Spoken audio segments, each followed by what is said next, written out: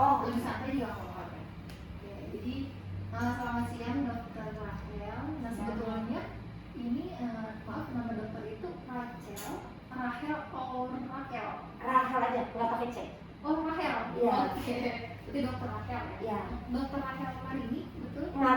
Martini. Oke, Dokter Rachel Martini. Nah sebelumnya kita ini di sini tujuannya untuk wawancara Dokter Rachel ini sebagai profesi yang saat ini Dokter Rachel jalani, yaitu sebagai seorang dokter.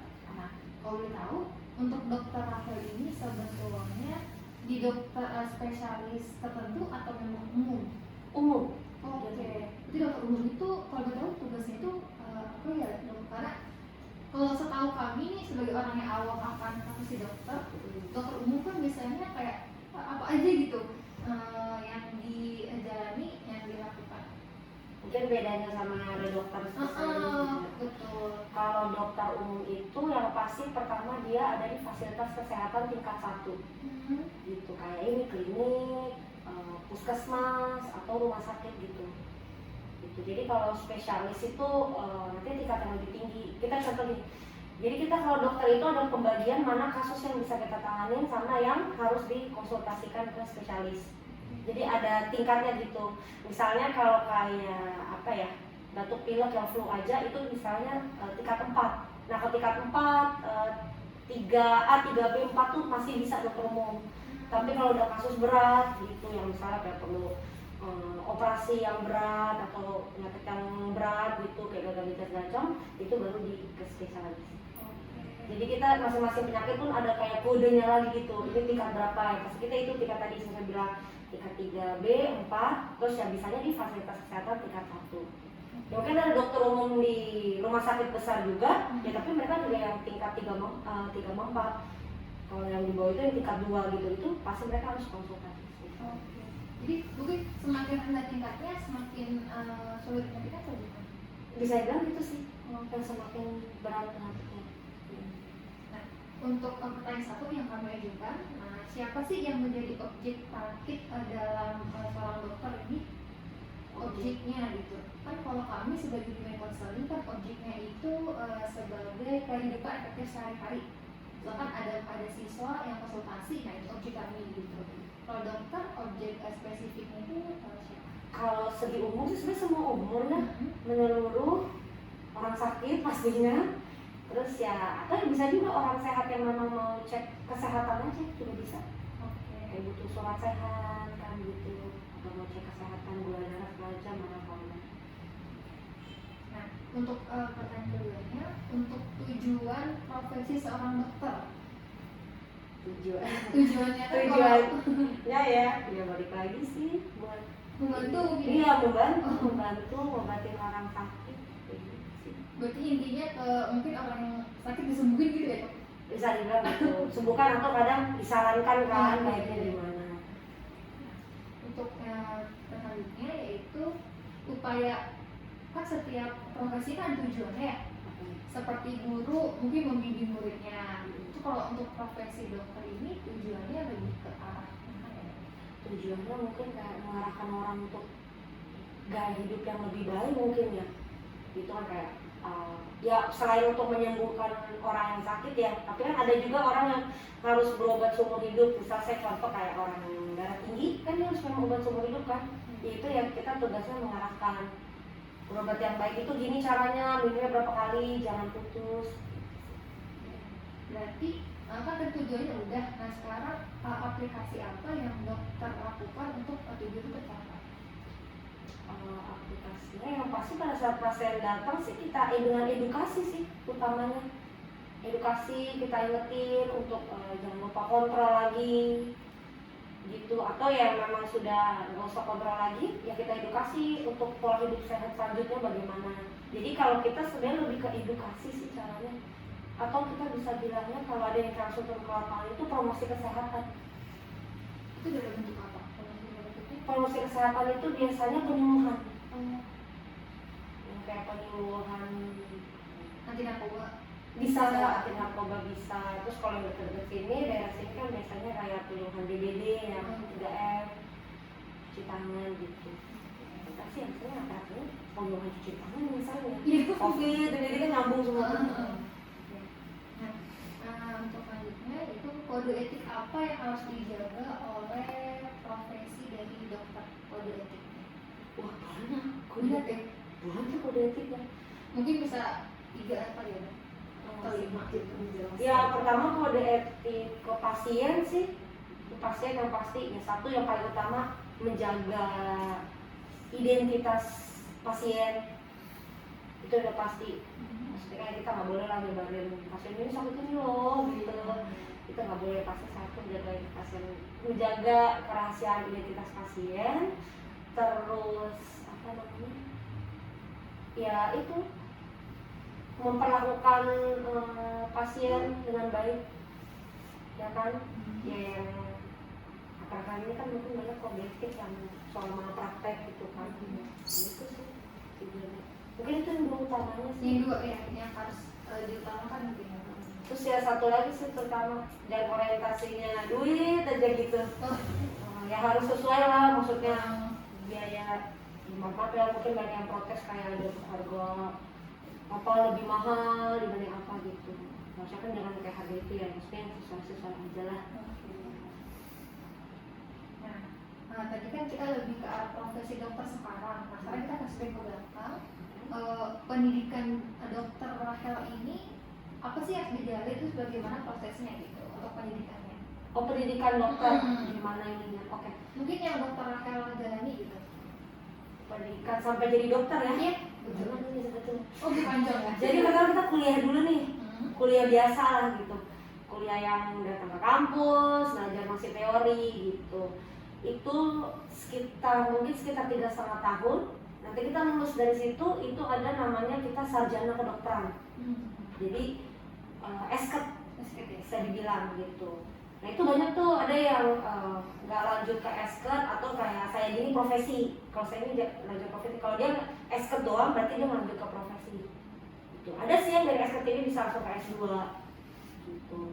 Tapi esket nanti lanjut lagi buat ambil profesi dokter itu sekitar 1,5 sampai 2 tahun. Itu yang dia di rumah sakit. Itu yang koas bukan? Iya, koas, istilahnya koas. Dokter muda lah istilahnya. Iya. Di esket kan dokter muda. Itu pun udah selesai itu kita harus ikut lagi ujian negara yang namanya PMPPD. Udah lulus, ya oke gelarnya dokter tuh, udah dokter. Tapi itu kita masih bisa dibilang sebagai dokter internship gitu. Jadi ada lagi yang nanti kita harus dikirim ke daerah-daerah selama 1 tahun gitu. Kayak kalau saya dulu dapetnya di Cikarang gitu. Ada yang karena teman saya dapat sampai ke Papua tuh ada gitu. Nanti 1 tahun itu barulah dia bisa resmi jadi dokter praktek gitu. Tapi kalau untuk tadi kan dokter kan di Cikarang, itu pembagiannya dari universitas atau? Oh enggak, ada dari apa kita bilang PPS dan dari Kemenkes sih. Oh langsung dari sana ya? Jadi kayak ada klik pemilihan tempatnya itu, diklik itu siapa cepat dia dapat. Nah tadi kan dokter bilang dari sarjana kedokteran ke koas ya, itu bisa profesi ya namanya? Ya. Ya. Terus tapi kalau ada yang dari esket nggak ikut itu nggak bisa jadi dokter atau gimana? Enggak jadi dokter jatuhnya. Sarjana kedokteran aja. Oh, berarti beda fungsi ya? Iya beda fungsi. Bisa dibilang dia nggak bisa praktek sih jatuhnya.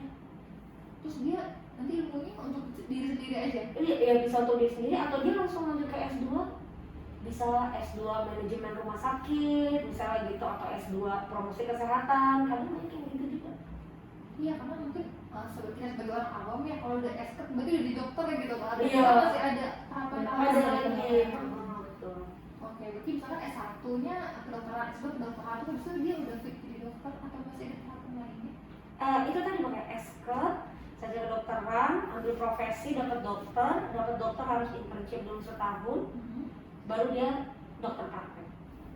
Oh, Nanti kalau mau jadi spesialis beda lagi. panjang ya? Beda lagi. Kita kira mungkin saya utamanya sebagai orang yang awam S1 udah fit jadi dokter. Iya belum. Iya kan ya?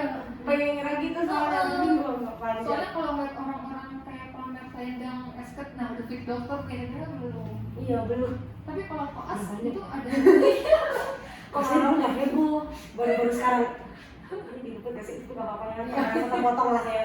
Ya saya juga dulu, kalau pas saya dulu belum heboh tuh kayak ya udah esket ya udah. iya. Kayak nggak ada apa-apa. Ya emang kita wisuda sih, jadi kita ikut wisuda kampus dengan yang lainnya gitu. Tapi kalau yang lainnya kan udah ibaratnya esos, SE Iya. itu udah jadi gitu. Kalau kita mah enggak, kita besoknya magang lagi di rumah sakit. Panjang lagi. Lebih panjang lagi. Bahkan banyak teman-teman saya yang nggak ngambil wisuda itu, wisuda yang bareng kampus. Karena nanti kita ada akhirnya itu namanya sumpah dokter, angkat sumpah dokter. Nah itu yang sebetulnya kita. Sumpah dokter setelah wisuda itu.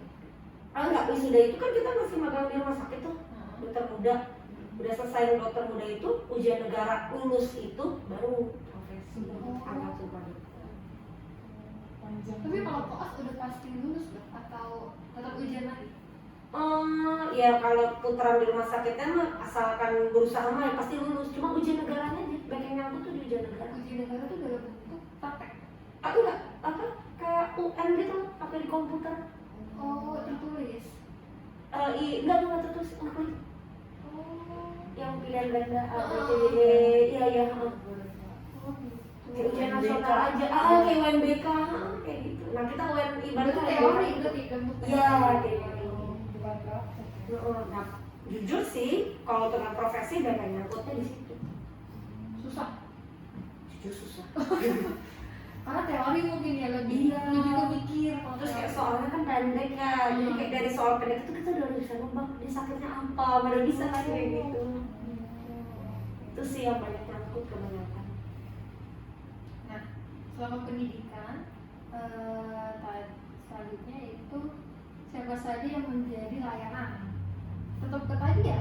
Siapa saja yang menjadi layanan dari profesor dokter ini? Mungkin kalau dokter Rahel kan di seperti daerah Korman gini, mungkin layanannya lebih ke masyarakat, ke anak-anak atau Masyarakat sih. sekitar sini kali ya? Iya, soalnya sekitar sini dulu sih. Ya kalau ntar namanya nyebar ke yang lain ya alhamdulillah. Kita terima juga kok, dari mana aja kita terima. Oke. Nah, kalau dari dokter Rahel ada nggak sih kolaborasi atau organisasi lain yang sekarang dokter Rahel jalani di luar dari profesi saat ini? Misalkan mungkin gabung sama TNI sama Polri untuk bikin kegiatan apa gitu? Oh sekarang lagi enggak. Belum. Bukan. Jadi fokus ke praktik ini aja ya? Kak? Iya maksudnya. Berarti kalau betul kegiatan dokter Rahel selain dari klinik ini ada kegiatan lainnya? Ada praktek di tempat lain lagi. Oh, oke. Kan kalau setahu saya dokter Rahel di sini Selasa, Kamis, dan Jumat. Ya. Ya, berarti selain itu di tempat Di yang tempat lain. Oh, Di selatan ya selatan. Mungkin kalian kalau pernah dengar Brawijaya, nah itu. rumah sakit. Enggak, aku yang kliniknya. Oh, klinik Brawijaya. Iya. Tapi nyambung sih sama si Brawijaya rumah sakit itu. Berarti untuk saat ini belum ada kolaborasi ya dok? Belum. Iya, belum. Oke. Nah, terus selama dokter Rahel bekerja di sini, udah berapa tahun ya? Udah berapa tahun? Belum setahun? Sebenarnya dokter Joshua sih yang buka.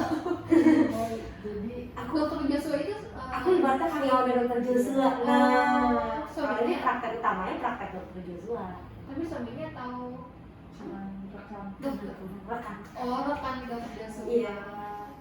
Soalnya dari mungkin ayah aku tahunya itu istrinya dokter Joshua.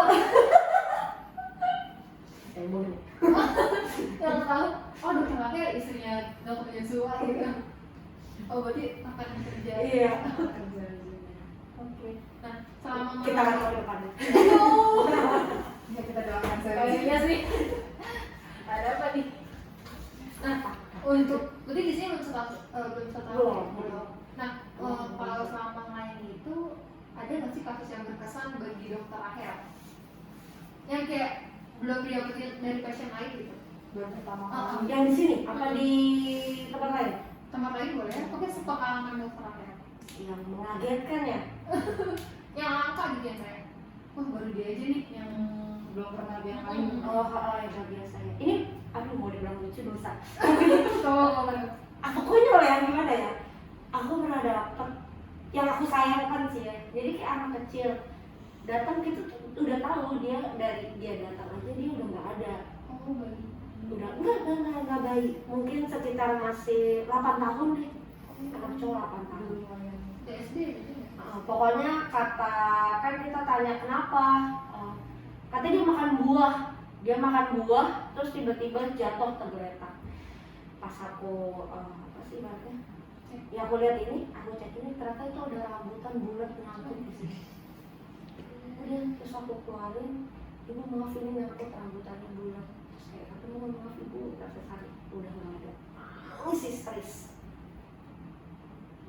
Itu kayak kasus yang sebenarnya sayang banget untuk terjadi gitu kan ya. Maksud kita maksud aku ya kalau kayak penyakit jantung, ginjal, paru ya kita main kayak ya udahlah mana itu udah penyakit kalau itu sih. Tapi emang dari rumahnya udah pas datang ke klinik udah nggak ada nyawanya gitu. Udah nggak ada. Kenapa ya? Mungkin karena saluran nafasnya kali. Iya ini menutupi saluran nafas. Ibaratnya kita dicekek 3-5 menit aja pasti kita udah nah ini. Dia kayaknya udah nggak, maksudnya dia kan udah berjarak dari rumahnya ke rumah sakit. Udah gak lama, pasti udah lebih dari 5 menit. Kita tahan napas aja 5 menit. Udah pasti ini. Udah kembali. Iya udah kembali. Itu sih salah satunya.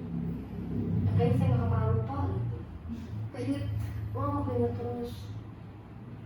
Nah, selanjutnya setiap provinsi kan biasanya ada isu-isu yang kurang baik nih. Misalkan kita dari dunia konseling, kadang ada pelajar di sekolah yang kayak, aduh guru BK pasti galak gitu. Aduh guru BK pasti suka bikin razia-razia gitu. Nah kalau dari dokter apa sih isu-isu yang banyak dari masyarakat tapi sebetulnya nggak terjadi gitu? Isu paling COVID ini kali ya. COVID ya. Kayak apa ya? Banyak kan orang yang berpikir dipositifkan gitu katanya. Kalau saya sih bingung gimana juga cara positif ya. Saya juga kalau bisa ketemu orang positif kan mending jangan gitu ya. Pernah saya kejadian jadi saya antigen lah, ada ibu saya antigen positif hasilnya tuh, dan tapi memang menurut pengakuan ibunya dia nggak ada gejala sama sekali. Tapi kan udah alat antigen yang berbicara, saya nggak bisa ngomong apa gitu. Terus dia bilang, dokter sengaja positifin saya ya. Saya ini mau ngelamar kerja dok, dia bilang gitu. Saya ngelamar kerja karena dokter positif ini saya bisa ngelamar kerja. Saya mana tahu, saya juga nggak tahu bu, hasilnya kayak gini. Cuma ngajarin tugas ya? Kenapa? Padahal dokternya cuma ngajarin tugas aja. Padahal kalau di negatif ini juga bakal jadi lebih bahaya. Iya. Itu kan negatifnya juga gimana? Alatnya perusahaannya dengan perusahaan lagi dulu ya, perusahaan kan minta foto. Iya, Mana bisa kita ngomong. Oke, itu ada lagi? Ya. Mungkin kalau saya pernah dengar katanya kalau dokter itu yang dicari uangnya aja gitu, tapi padahal nggak sembuh gitu. Pernah nggak sih ngalamin hal kayak gitu? Gue pernah nggak diomongin kayak gitu dari beberapa pasiennya nih. Iya kan? Untungnya selama ini aku nggak pernah diomongin sih kalau soal duit. Gitu. Satu kalau di klinik sana, yang klinik aku satu lagi, aku nggak tahu apa soal duitnya. Itu urusan mereka nya, aku mah kerja doang gitu. Kalau di sini sih, sebenarnya di sini malah menurut aku untuk biayanya ya dibandingkan dengan tempat aku kerja di Jakarta Selatan itu jauh luar. Mungkin karena menyesuaikan lokasi. Iya, bisa lokasi juga sih ya. Sama itu untungnya sih sampai sekarang nggak pernah ada dibilang suka lebih mahal kayak gimana. Itu belum ada hal-hal yang kira-kira menyakitkan hati dong. Paling kayak pernah dibilang apa ya? Oh dulu ya antigen. Memang antigen di sini kan 100 ya. Dibilang kan, kok antigen di sini lebih mahal daripada di kereta api ya dok? Ya bener, kereta api mah udah alatnya dikasih langsung sama orang sono, orang pemerintah lah, mereka tinggal colok lah. Kita nyari produsennya, kita ngurus ininya, bayar lagi ininya, ya wajar modal APD-nya juga ibaratnya alat-alat APD mereka udah gratis. Nah kita alat APD juga cari sendiri. Harus modal sendiri. Pernah sih, paling itu sih pernah dikomentarin gitu. Langsung ngomong. Itu dong kenapa kok di sini lebih mahal daripada di kereta api ya dong? Gue bilang ya karena kalau mereka udah di langsung sama pemerintah pak, kalau kami sendiri. Kali itu udah. Nah sebetulnya udah habis dong pertanyaannya. Oh iya boleh. Kamu yang bisa lagi dulu sih. Apa ini? Aku juga seru kok. Jadi cerita. Oh apa ya? Mungkin kan dokter juga sebelumnya udah pernah ngasih jadi kita nih mahasiswa. Kan ada banyak kendala-kendala ya. Tapi kalau kita dokter pernah ngerasain kuliah online? Aku nggak kuliah online Oh, sih. enggak offline berarti ya? Ya online, belum covid soalnya. Iya, iya. Nah, kita dari awal semester udah online. Itu Jadi stres. iya, kendala-kendalanya mungkin. Iya, setelah online ya. Iya. Aku juga dengar kok, malah kalau kata teman-teman aku apalagi yang koas. Karena kalau yang koas kan, kalau kita dulu capeknya dengan jaga macam jaga pasien, tapi tugas kita nggak banyak, ibaratnya tugas yang teori itu. Nah mereka karena mereka nggak jaga, Oh iya. tugas mereka jauh lebih banyak dan lebih susah. Bener. Jadi mereka lebih stres kayak ini gue jaga nggak sih katanya gitu. Udah gitu kadang penjelasan dari dosen pun sudah dipahami. Dari Zoom malah bisa dipahami kan daripada lihat langsung. Iya, betul. Ya sebenarnya kalau nggak tahu ya, kalau menurut aku sih kalau mungkin kalau anak SD SMP sih kayak sama aja mungkin ya. Tapi kalau kita yang terjun langsung ke lapangan kan beda jadinya gitu dengan teorinya. Nah, ada nggak sih kayak mungkin apa sih kesulitan-kesulitannya dokter jalani itu lagi kuliah gitu?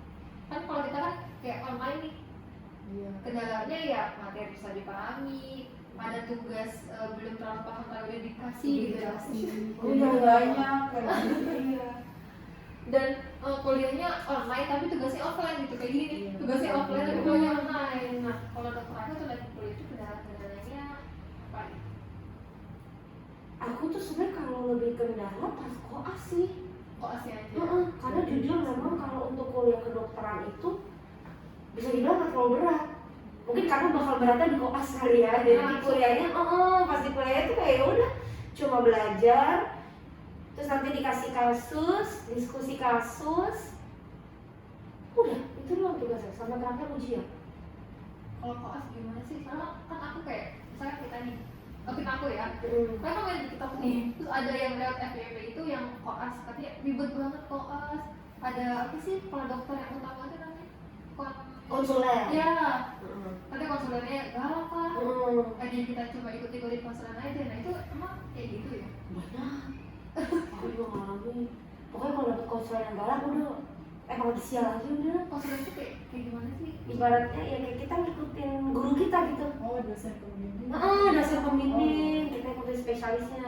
Tapi kalau ibaratnya gini, kalau dosen, jadi kalau di kampus, dosen itu adalah orang-orang yang dokter-dokter itu udah melengkap dosen gitu. Jadi kayak mereka tahu cara mengajari.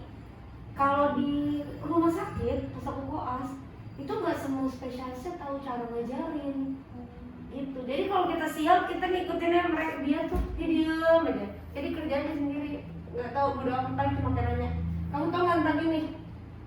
Diem, belajar lagi ya. Tapi nggak dikasih tahu apaan. Jadi kayak nggak tahu cara ngajarinnya. Nah biasanya kayak gitu-gitu tuh pada nggak lulus ujiannya. Malah juga ilmunya juga, ya dikasih juga belum. Ilmunya kayak cuma lu lihat juga belajar, lu cari sendiri. Tapi bisa tanya si dok nanya, ya, tapi ada yang baik ya, ada juga yang baik yang kayak mau ngajarin gitu. Ada juga yang paling tuh kan dapet yang galak. Tapi kalau gitu nanti langsung terjun ke pasien kak, misalnya dok. Lu masih mau pendidikan juga apa?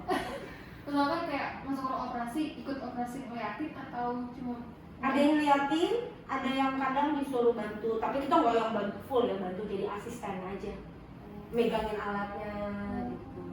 Kayak kamu pegangin ininya, pegangin itu untuk gemeteran tuh.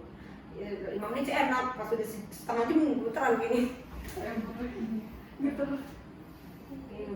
Ya maksudnya bantunya nggak, ya ketemu pasien kayak bantunya. Tapi kadang kalau ada yang baik kayak ngasih misalnya kayak gini, pasien berobat gini, kan jadi kita berdiri di sampingnya gini. Jadi tanya pasien bla jadi di samping. Stetoskop ya ngambil ini. Ntar kalau misalnya ini coba kamu yang periksa ada gitu duduk. Coba kamu periksa tanya-tanya. Nah, kita tanya-tanya nanti udah selesai kata dokternya. Soalnya dokter yang nanya, dokter kasih obat, terus dan bahas kamu kurangnya atau enggak apa. Kalau kamu pikir kamu kurangnya apa, saya kasih tau ya kurangnya kamu. Itu yang baik. Kayak evaluasi ya. tapi setelah pasiennya pergi. Tapi kalau ada nggak yang kayak langsung salah gitu? Oh, jadi ada pas dokter ini aku ingat banget jadi ada dokter yang mau kayak apa namanya, saya tulis ini sama obatnya, kamu yang tulis resepnya gitu. Nah itu tuh aku pertama kali baru masuk di koas, baru masuk, terus ibaratnya udah baru pertama masuk kayak belum fasih gitu loh nulis maaf kata nih, saya aku nggak ada yang berani sama dia, aku yang junior lagi disuruh ngaji sih. Oke lah, resep sirup, tablet masih bisa. Nah resep puyer, aku tuh belum tahu. Udah tahu sendiri tulisan dokter spesialis kayak apa kan, harus tulis itu. Oh begini, terus dilihat salah deh. Ini tempat pasien nih, tempat pasien sini dirobek, dilempar, ulang. Dibilang gitu. Ulang gitu. Salah. Atau kalau dia capek, aku lagi musim sama. Aduh, kayak Kalau pas itu dia, pasiennya aku nggak dia. gimana sih kebenaran? Pengen banget jadi biji. Tapi itu kita nggak boleh nangis ya. Usahakan kita tidak boleh menangis depan bocor. Waktu selesai nangis langsung puasa. Pasti. Iya. Udah kebayang gitu dong. Saya kayak udah hancur harga diri. Tapi kasihan kan. Kayak aku pas satu pasien itu kayak masih ada 20 pasien lagi tuh aku yang kayak sebenarnya udah nggak kuat gitu kayaknya. Udah gak mood. Tapi harus untuk berdiri. Masa vokasi paling sadis. Itu yang diinget. Iya, itu salah satunya. Kalau momen yang pahit-pahitnya dok.